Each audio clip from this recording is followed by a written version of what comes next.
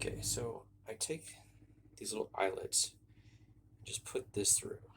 Now the trick isn't doing a knot. The trick is just take a little bit of electrical tape where we need these as thin as possible to fit through that 1/4 inch opening, and then we have to slide them out again.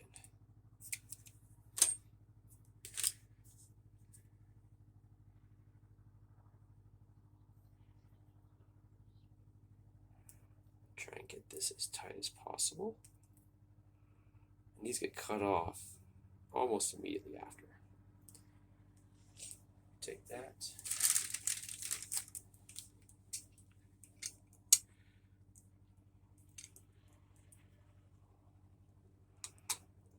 Crunch it down so it'll fit in the 1/4 inch hole.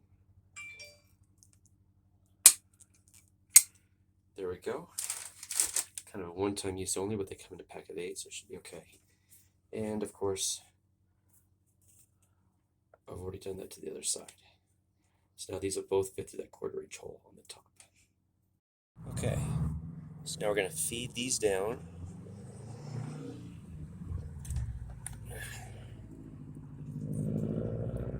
Just go right in the hole, just like that. Now I take the other side. Same thing.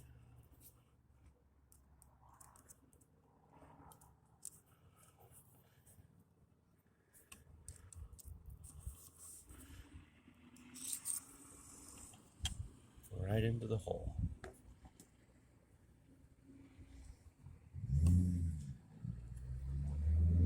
Okay. Now, I would usually do this from the inside, but just to show you.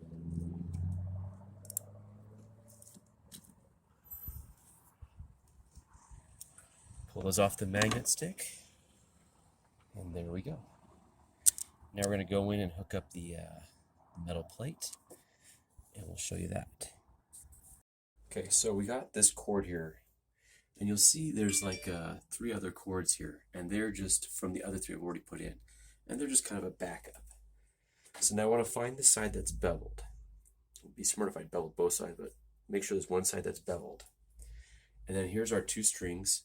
I already chased it through with the borescope to make sure they're coming out just perfect. You don't want your lines crossed. We are going to cut off these ends.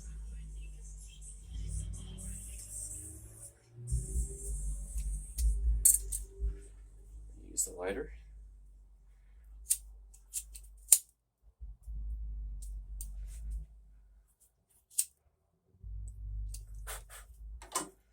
And then we're just going to take a little bit of tape again. Using regular electrician's tape. Nothing fancy about any of this process, just wing and prayer of all of it. And we're going to join these 2 pieces. Not yet though. First we're going to string them through. So make sure the beveled portion is on top. Feed it in. Feed it up. As we pull up, it's going to go right there against the top of the trailer. We're going to just take this, take our tape,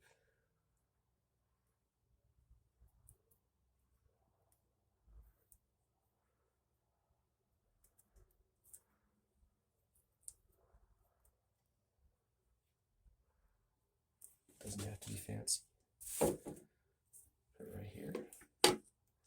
Now I'm going to move the string, reach up and grab it.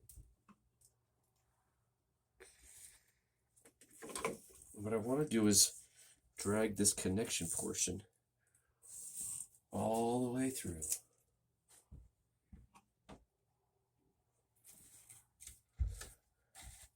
I want this one with the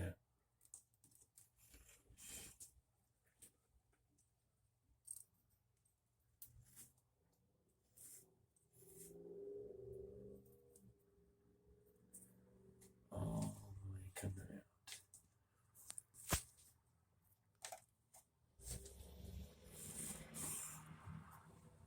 And there it is, it already broke. Let's see if I got it out on top. I should have done a better connection. Okay, so we got lucky and Both strings are here. Here's our two ends. I already cut off the portion that had the electrical tape. Now we need to string this through. So what we're going to do is, you get a little singe when you do this. Cut it off, kind of at an angle.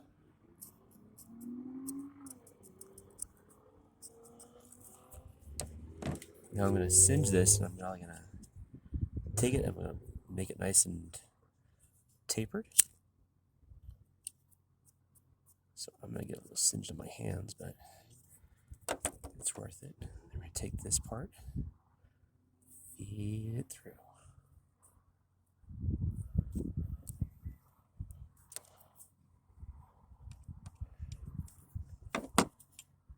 Okay, so we got that there.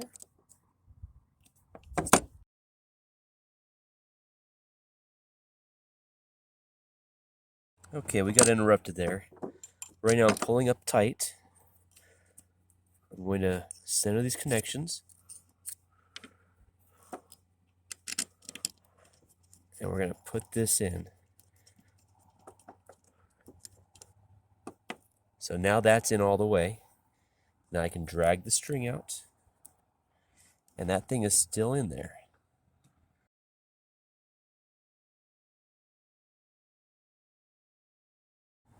Okay, so now this one's going to go down here. Has a lot of, you can't even see, anti-seize on there. Should be lined up.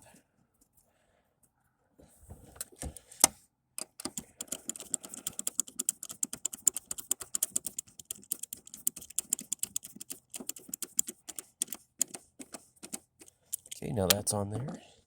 We're going to take out the brass screw. And I'm not worried if it falls down because I still have that string in there to pull it out, which I've done a few times.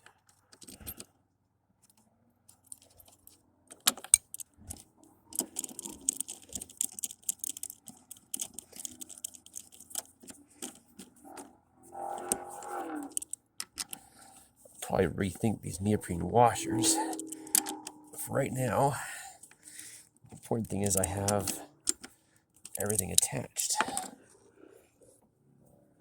And if you just take out one at a time, you won't drop that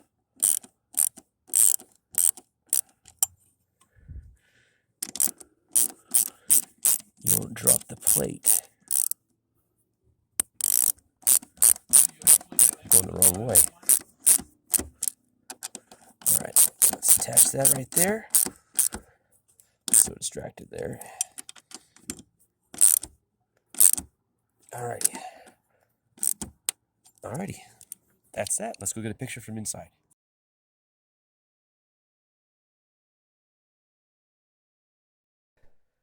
Okay, so this is the borescope. And right now I'm just going to follow the twine I used as a backup to the mounting plates. And I did that in case I had to drag them out. And I'm following that right to the plate. And you'll see there the screws coming right through. You'll also see when we come back, there's a bunch of little tinfoil that's sticking up. And that's part of the insulation. And it got a little scraped, but I think the insulation is still doing its job. Now we're going to the front driver's side one as well. Now I'd recommend if you do this, before putting the plates in there, drop in the bolts and put in your borescope. Make sure your bolts aren't too long. The last thing you want is a bolt that's too long that then grinds itself into the top of the inner hole. Now here's the rear ones, and you're going to notice on the rear ones, I had to cut off a portion of the plate, and that's because it butts up next to a piece of fiberglass. So a portion of it got cut a little shy. You can see it right there for a second. Now that is stainless steel, but it still shows like a little bit of a stain there, a little bit of rust. I think it's better than regular steel. In retrospect, I should have painted them, but I can always pull them out if I want to. And you'll see this one as well. It's cut a little short, but otherwise just fine. It's better than what the factory was using.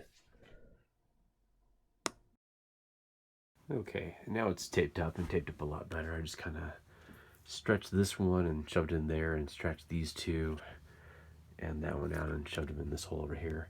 I'm gonna patch this probably later this summer. I have to remove this and like reseal it, make it look nice. And I was just holding off for summer weather to do that. Right now it's winter. But those are the only holes and patches I need to make are right here, and right here, which I'm gonna sand this flush with probably some sandpaper, you know, contact cemented to a popsicle stick, and just get it flush right there against the whatever that's called, and then insert with some epoxy the spacer, and that's it. Those 3 holes, which are totally hidden once I got the flange on. Happy with how I did it. It's working out great. Okay, here we are. Solar panel has been attached. I've actually been driving with this for about over a year and something. I've got many thousand miles. It's holding up all right. Here you can see the mounts. I used a neoprene washer, which in retrospect was a not a great idea. I'm not getting any water leakage as far as I know, but I could have used something better than that. But the important thing was having a lock nut washer. There's that side. And the front mounts as well. You can see I've got mine a little bit lower, so it's closer to this where it plugs in. This is one of the main reasons I replicated what the factory did using the Zamp, because everything was already arranged for it. In retrospect, if I had more time, and I would have gone with the Obsidian panels, and I would have relocated this, I don't know, maybe right here on the side, or maybe in front. But this is working out perfect. I'm getting 230 watts of electricity, and no regrets about how I did it or why I did it.